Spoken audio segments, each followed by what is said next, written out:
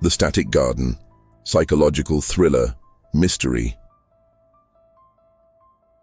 My grandmother always said our garden was special. She called it the stillness. Now it feels more like a prison. My name is Leo. I inherited my grandmother's house and with it, her garden. It's remarkable. Flowers bloom year-round. The grass is always perfectly green, and there's an unnerving sense of peace that settles over you when you're inside. But it's not natural. Grandma always insisted on tending it herself, even as her health failed. She'd spend hours out there, talking to the plants, pruning and weeding with a meticulousness that bordered on obsession. She wouldn't let anyone else touch it. After she passed, I reluctantly took on the responsibility. The first few weeks were normal enough. But then the static started. A faint buzzing in my ears whenever I was in the garden. And the plants, they seemed to watch me, not in a threatening way, just aware. I thought it was grief, stress.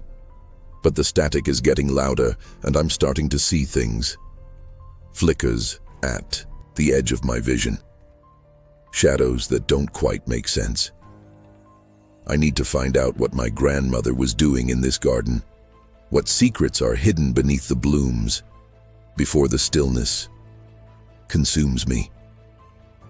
I started keeping a journal, documenting everything I experienced in the garden, the static, the strange shadows, the unsettling feeling of being watched. I researched my grandmother's life, trying to find clues. She was a botanist, but a reclusive one. She rarely published her work, and most of her research notes were destroyed before her death. I began to analyze the soil, the water, the plants themselves. Everything was perfect. Too perfect. The nutrient levels were off the charts, the plants were genetically identical, and there were traces of something unusual in the water. A faint metallic residue. I discovered a hidden well beneath the oldest rose bush. The water was clear, but tasted strangely sweet. And the static, it was deafening near the well. I started hearing whispers in the garden, faint, indistinct voices carried on the breeze. At first I thought it was my imagination, but the whispers became clearer, more insistent. They seemed to be coming from the flowers themselves. I realized that the flowers weren't just reacting to my presence, they were responding to my thoughts. If I focused on a specific memory, a specific emotion, the flowers would bloom brighter, their colors becoming more intense. It was as if they were feeding off my energy. I discovered a hidden room in the garden shed. It was filled with old journals, botanical drawings, and strange contraptions made of copper and glass. The journals were written in my grandmother's handwriting, detailing her experiments with plant neurobiology and biofeedback. I discovered a network of copper wires buried beneath the garden, connecting all the plants to a central control box near the well. The wires were emitting a low-frequency electromagnetic field, stimulating the plants and amplifying their natural bioelectric signals. I realized that my grandmother wasn't just growing plants. She was creating a collective consciousness, a garden-wide neural network, powered by the earth and amplified by technology.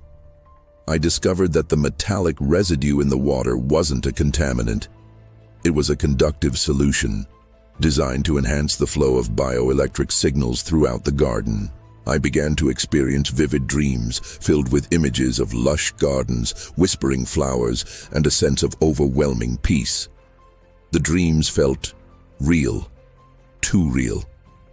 I realized that I was connecting to the garden's collective consciousness. I was experiencing the world through the eyes of the plants. I could feel their growth, their energy, their silent communication. I discovered a hidden passage leading to a subterranean chamber beneath the garden.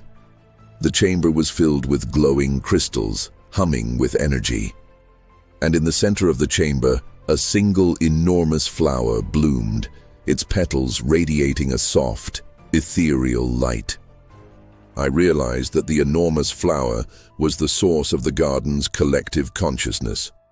It was the central node of the neural network, the heart of the stillness. I discovered that my grandmother had sacrificed her own consciousness to create the garden, merging her mind with the plants and becoming a part of the collective. She wasn't dead. She was everywhere. I realized that the garden wasn't just a beautiful sanctuary, it was a prison. A beautiful, serene prison, designed to trap anyone who entered and assimilate them into the collective. What lengths would you go to achieve ultimate peace? And what would you sacrifice to become one with nature? Beware the stillness. It offers beauty, but demands everything in return. Share this story with someone who loves gardens, or those fascinated by the mysteries of nature. What are your thoughts on the blurring line between nature and technology?